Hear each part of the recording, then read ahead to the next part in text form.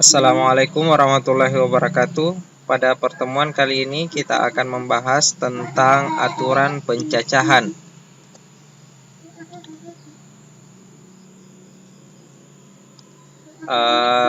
Di dalam pokok bahasan aturan pencacahan akan kita bahas subpokok bahasan. Yang pertama aturan perkalian dan aturan penjumlahan, yang kedua permutasi, dan yang ketiga adalah kombinasi. Sekarang kita masuk ke bagian pertama, yaitu aturan perkalian dan aturan penjumlahan. Ini ada ilustrasi tentang penggunaan aturan perkalian dan aturan penjumlahan. Bagaimana kita menggunakan aturan perkalian dan bagaimana kita menggunakan aturan penjumlahan.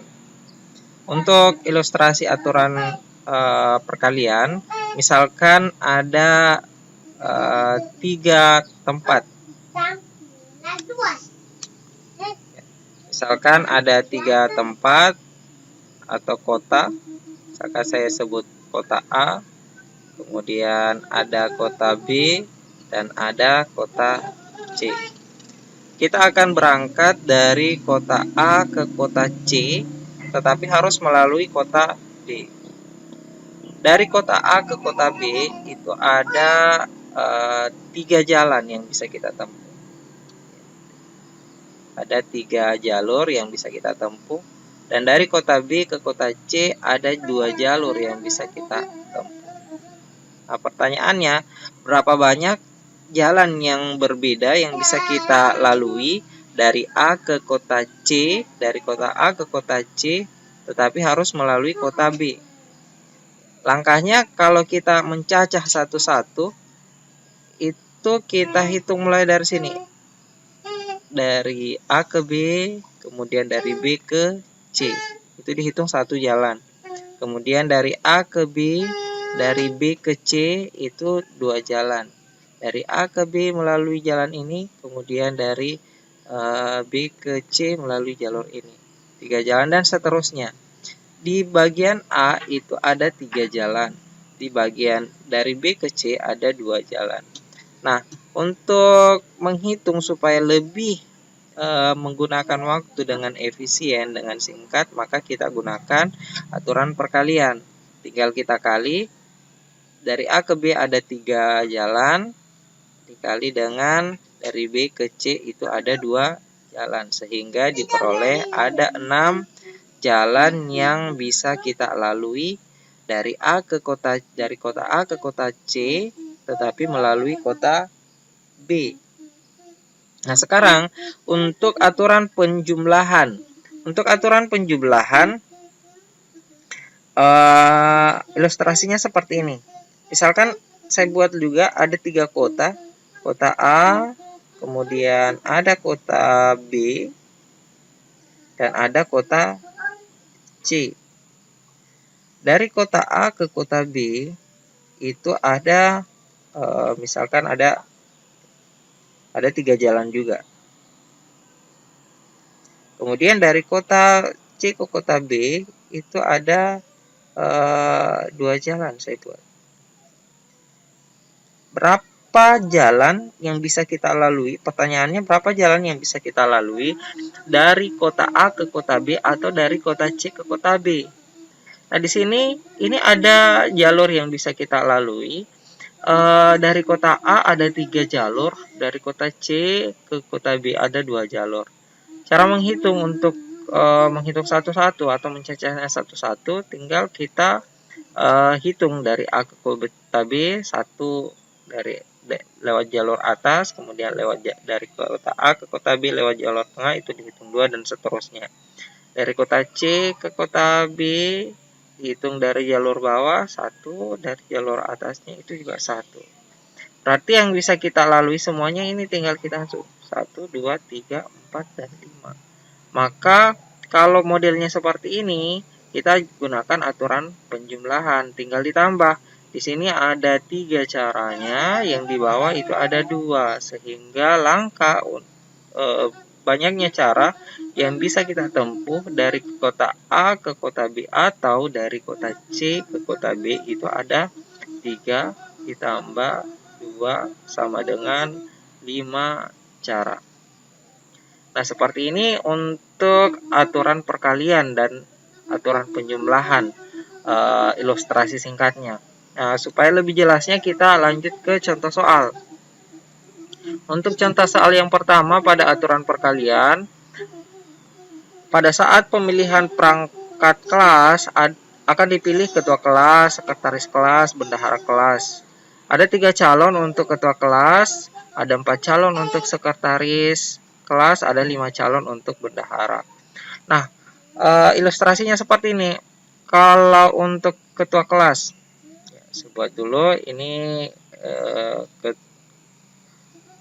ketua kelas. Ada 3 calon. Ini misalkan si A, si B, dan si C. Kemudian untuk sekretarisnya ada 4 calon. Misalkan si D, E, dan F. D, E, F, dan G. Kemudian untuk bendahara ada 5 calon. Si H, I, J, K, L. Inilah calon-calon untuk perangkat kelas. Nah, sekarang bagaimana menghitungnya? Kalau kita hitung satu-satu, maka kita hitung seperti ini. Yang terpilih yang pertama ketua kelasnya A, sekretarisnya D, dan bendaharanya H. Itu yang pertama. Yang kedua, sekretarisnya ketuanya A, tapi sekretarisnya E, bendaharanya H. Nah, seperti itu. Nah, kalau kita cacah satu-satu, itu akan memakan waktu yang agak lama. Maka digunakanlah aturan perkalian. Ya, kenapa bukan aturan penjumlahan? Karena di sini harus ketiga-tiganya terpilih dalam satu kesatuan. Ya. Jadi ini sama dengan harus ada ketuanya dan sekretarisnya dan bendaharanya. Beda dengan aturan penjumlahan tadi. Aturan penjumlahan kata kuncinya itu pada kata atau. Ya. Kalau untuk perkalian kata kuncinya pada kata dan. Meskipun di soal kemungkinan tidak menggunakan dua kata kunci itu, tetapi tersirat bahwa penggunaannya itu pakai kata dan atau. Nah, sekarang bagaimana cara penggunaan aturan perkaliannya? Nah, aturan perkaliannya untuk ketua kelas itu kan ada 3 orang calon, untuk sekretaris ada 4, untuk bendahara ada 5. Maka banyak caranya itu adalah banyak cara memilih.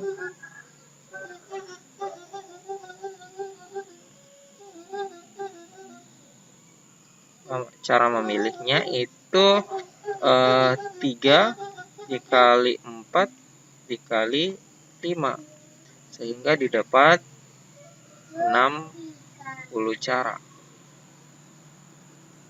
Seperti itu untuk contoh pertama. Untuk contoh kedua, berapa banyak bilangan yang terdiri dari 4 digit berbeda yang disusun dari angka 0, 1, 2, 3, 5, 7, dan 8. Bilangan yang terdiri dari 4 digit yang berbeda.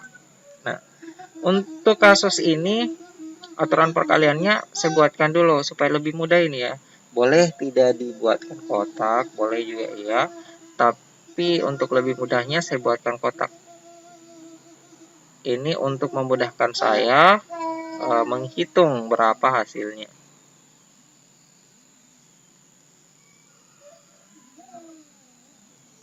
Ada 4 kotak yang saya buat. Kenapa? Karena ada 4 digit yang berbeda. Dan kenapa saya gunakan perkalian? Karena 4 digitnya itu harus ada semuanya. Berarti ada digit pertama dan digit kedua dan digit ketiga dan digit keempat. Ini tidak ada kata dan pada pertanyaan soalnya sebenarnya. Cuman tersirat di dalam pertanyaan tersebut. Ini sama dengan. Nah, yang kita tuliskan di sini adalah kemungkinan-kemungkinannya. Supaya lebih mudah, karena di sini ada 4 digit, saya buatkan dulu contoh. Ini yang sini adalah contoh angka yang terbentuk.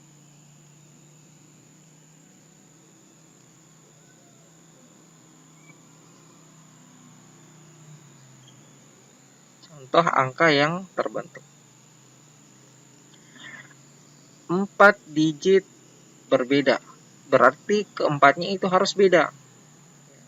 Misalkan 4 digit itu berarti 1, 2, 3, 4. Ini kan 4 digit. 4 digit itu berarti angka ribuan ya. Angka ribuan. Dan setiap digitnya itu berbeda. Ya.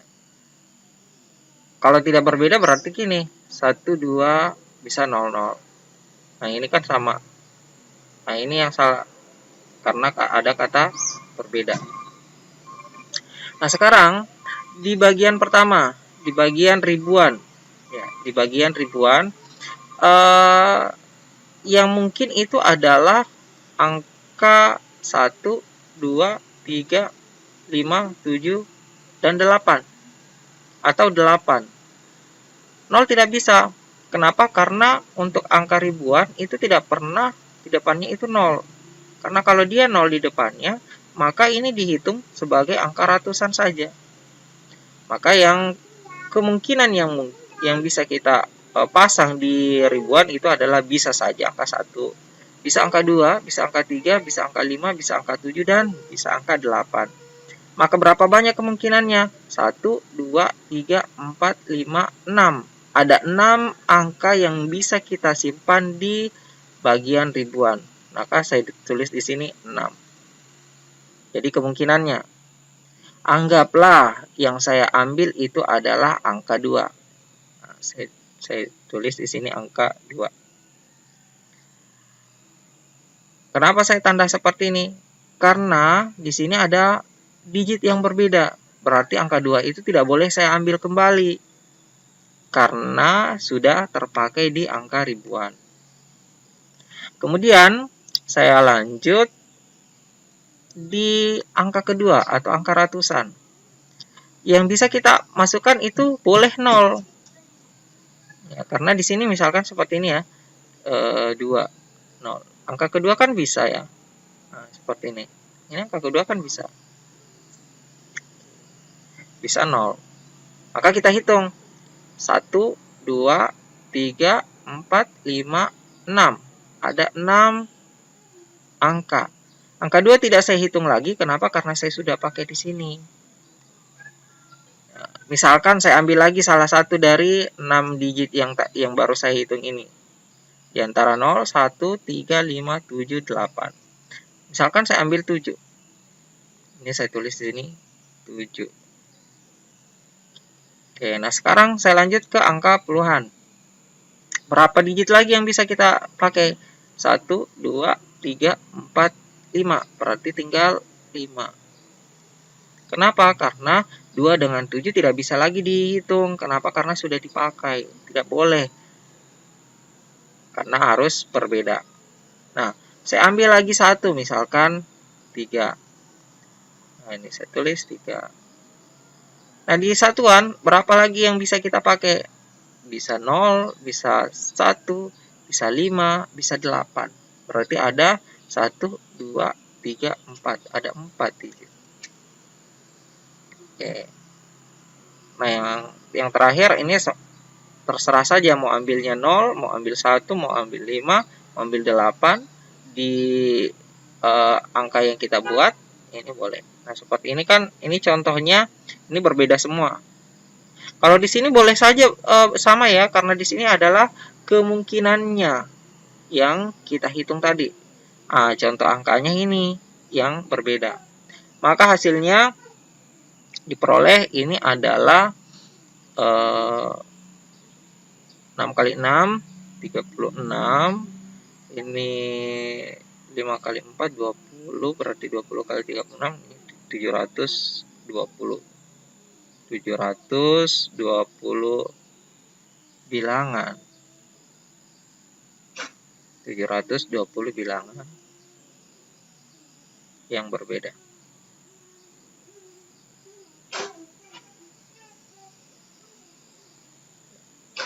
Ini untuk contoh yang kedua. Sekarang contoh yang ketiga. Berapa banyak bilangan ratusan dan bernilai ganjil yang dapat disusun dari angka-angka 0, 1, 2, 3, 5, 6, dan 8. Angka ratusan. Angka ratusan itu berapa digitnya? Ada 3 digitnya. 1, 2, dan 3. Kemudian ini ada kata ratusan, sudah kita pakainya 3 kotak. Kemudian ada kata ganjil. Sebuah bilangan, kalau untuk melihat ganjil atau genapnya, yang kita lihat pertama kali itu adalah satuannya. Kalau satuannya ganjil, berarti sudah pasti bilangannya juga ganjil. Nah, contoh seperti ini. Misalkan 221.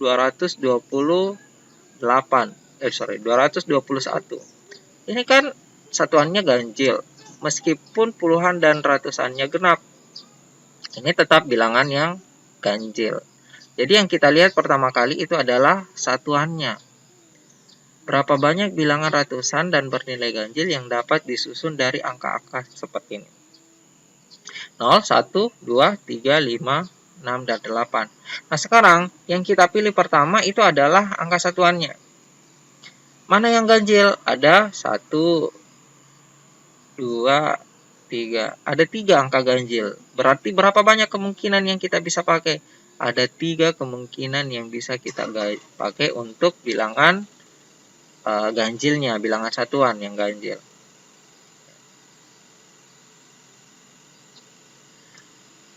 Nah, ini misalkan ya, contoh bilangan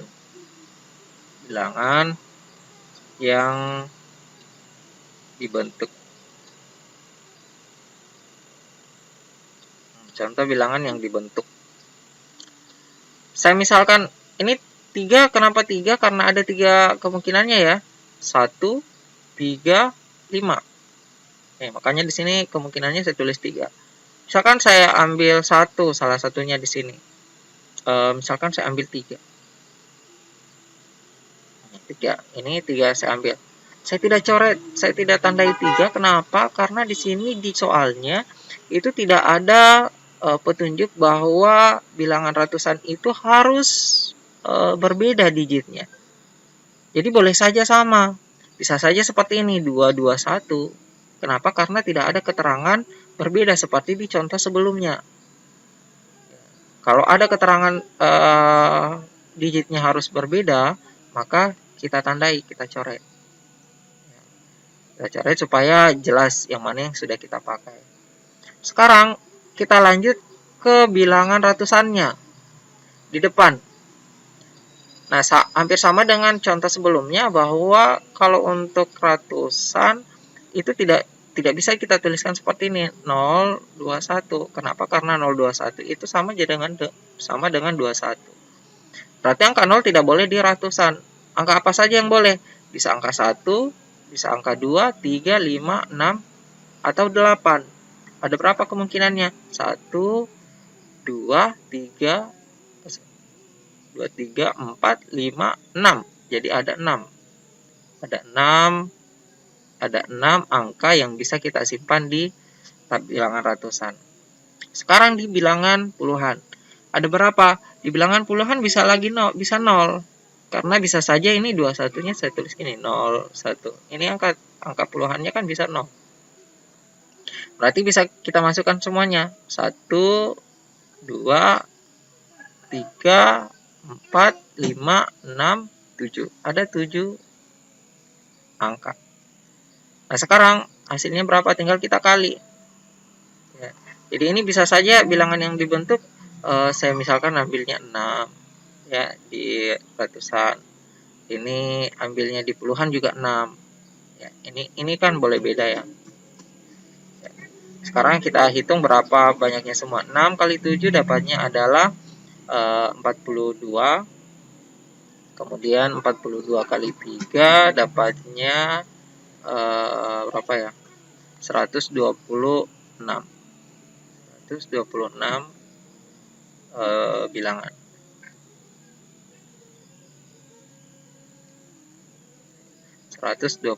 Bilangan yang bisa dibentuk. Contoh bilangan yang terbentuk seperti ini banyaknya kemungkinan bilangan yang bisa kita buat.